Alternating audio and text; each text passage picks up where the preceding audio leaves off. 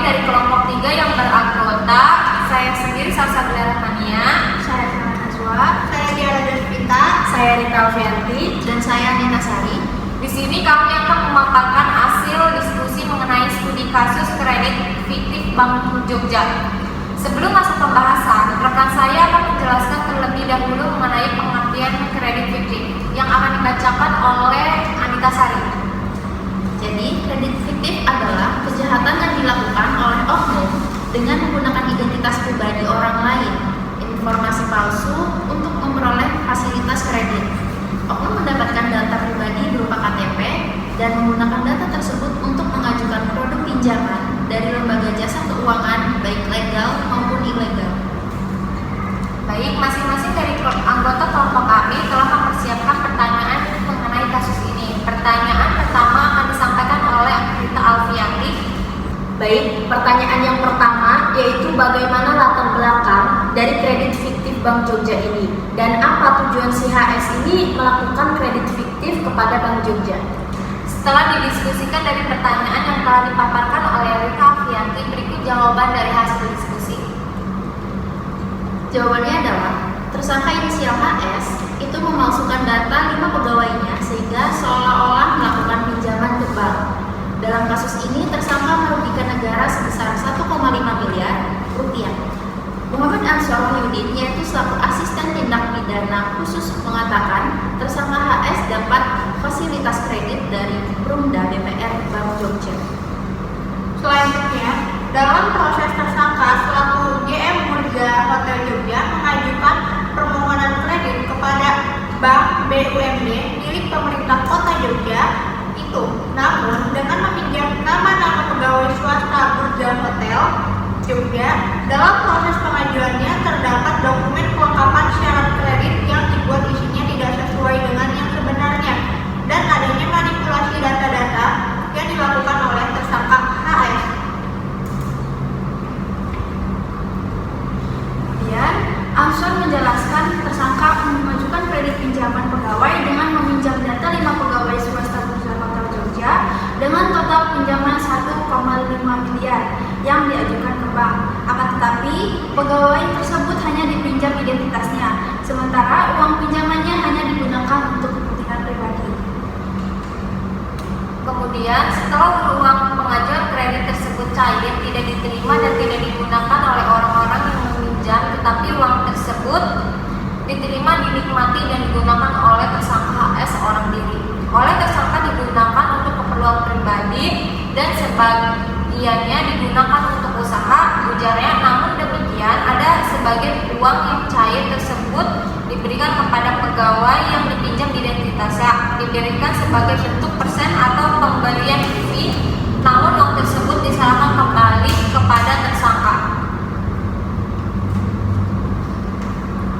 Selanjutnya pertanyaannya akan disampaikan oleh saya sendiri, Salsa Rahmania. Siapa saja yang terjerat kasus kredit fiktif Bank Jogja?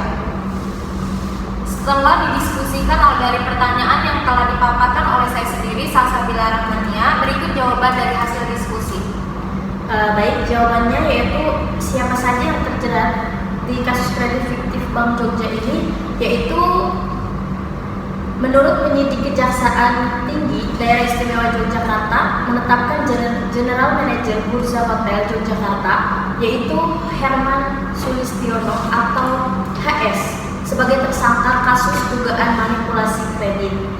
Nah, tersangka ini itu memasukkan data dan nama-nama 5 pegawai swasta Bursa Hotel Jogja sehingga seolah-olah melakukan peminjaman ke bank. Selanjutnya, pertanyaan yang akan disampaikan oleh Diara Despita. Apa peranan tugas tim penyidik daerah istimewa Yogyakarta? Setelah didiskusikan dari pertanyaan yang telah dipaparkan oleh Tiara Despita, berikut jawaban dari hasil diskusinya. Jadi, jawabannya adalah pada Selasa 7 Juni 2022, tepatnya pada siang, tim penyidik Kejati Daerah Istimewa Yogyakarta melakukan penggeledahan di rumah tersangka yaitu Tito Sudarmanto, disaksikan oleh penasihat hukum tersangka yaitu Tito Arif Setiawan SH. Aparat pemerintah desa setempat berlangsung sekitar lebih dari 2 jam. Dan penggeledahan rumah tersangka kredit Bank Jogja ini berdasarkan surat perintah penggeledahan Kepala Kejaksaan Tinggi Daerah Istimewa Yogyakarta. Salah satunya dengan melakukan penyitaan dokumen di Bank Jogja dan dokumen SK kepegawaian dari perusahaan. Baik, selanjutnya pertanyaan selanjutnya akan disampaikan oleh Anita Sari. Baik, pertanyaannya adalah pada kasus kredit fiktif Bank Jogja ini melanggar hukum apa dan ancaman apa yang diperoleh dari pelanggaran hukum tersebut?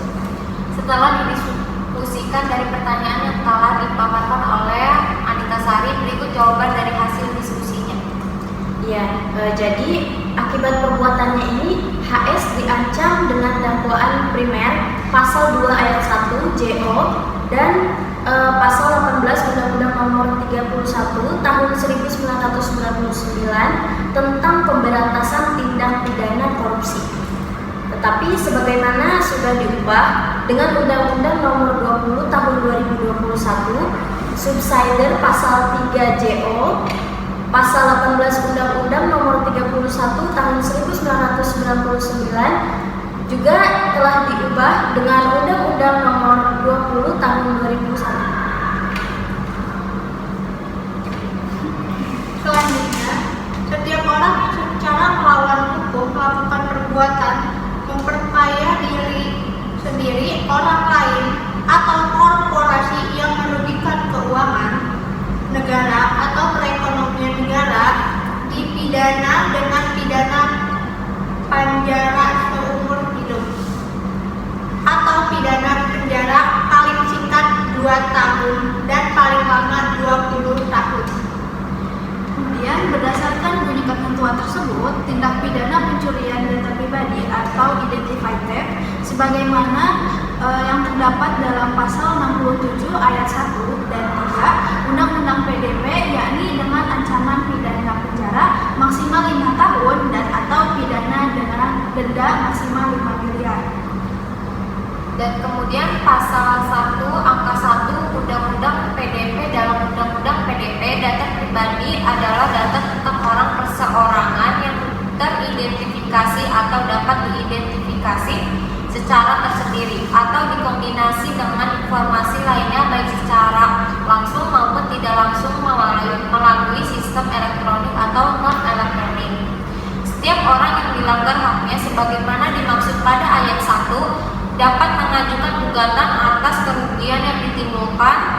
Berdasarkan undang-undang ini, gugatan ganti rugi terhadap pihak yang menyalahgunakan data pribadi adalah berupa gugatan perbuatan melawan hukum berdasarkan pasal 1365 KUH Perdata. Selanjutnya pertanyaan yang terakhir akan disampaikan oleh Sheila Nazwa. Baik, pertanyaannya yaitu bagaimana upaya agar instansi perbankan tidak terjadi kredit fiktif. Setelah didiskusikan dari pertanyaan yang telah dipaparkan oleh Sheila Nazwa, berikut jawaban dari hasil diskusinya. Jadi, jawabannya adalah upaya yang dapat dilakukan oleh instansi perbankan untuk meminimalisir terjadinya kredit fiktif yaitu dengan melakukan penerapan prinsip 5C. Yang pertama adalah karakter. Di dalam karakter ini ada 2 poin. Yang pertama adalah penilaian terhadap itikat atau kemauan nasabah untuk memenuhi kewajibannya, dan untuk poin kedua yaitu informasi diperoleh dari kalangan perbankan, asosiasi perusahaan. Nah, untuk yang kedua yaitu capacity. Nah, capacity adalah kemampuan nasabah untuk memenuhi kewajibannya, yaitu misalnya penyediaan dana, membangun proyek atau menjalankan usaha, menghasilkan produk, menjual produk, dan membayar kewajibannya. Lalu yang ketiga adalah kapital. Nah, kapital ini ada 2 poin. Poin pertama yaitu modal usaha yang tersedia dalam perusahaan, karena tidak semua kebutuhan dana itu disediakan oleh bank. Poin kedua yaitu modal sendiri yang disediakan dari nasabah tersebut yang biasa disebut debt to equity ratio atau DER. Selanjutnya yang keempat ada kolateral, agunan atau jaminan yang diserahkan peminjam debitur kepada bank sebagai jaminan atas kredit yang diperolehnya.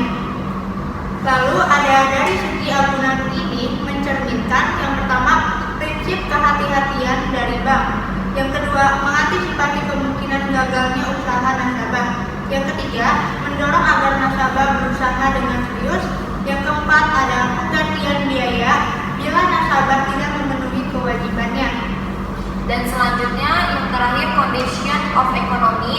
Poin pertama, karena kredit menyangkut proyeksi ke masa yang akan datang, maka kondisi perekonomian harus dianalisis. Poin pertama yaitu yang pertama kondisi sektor industri terkait, yang kedua ketergantungan terhadap bahan baku, dan yang ketiga peraturan pemerintah, keempat kondisi perekonomian regional, nasional, dan global, dan yang terakhir tingkat bunga yang berlaku. Sekian pembahasan dari kami mengenai studi kasus ini. Mohon maaf apabila ada kesalahan. Wassalamualaikum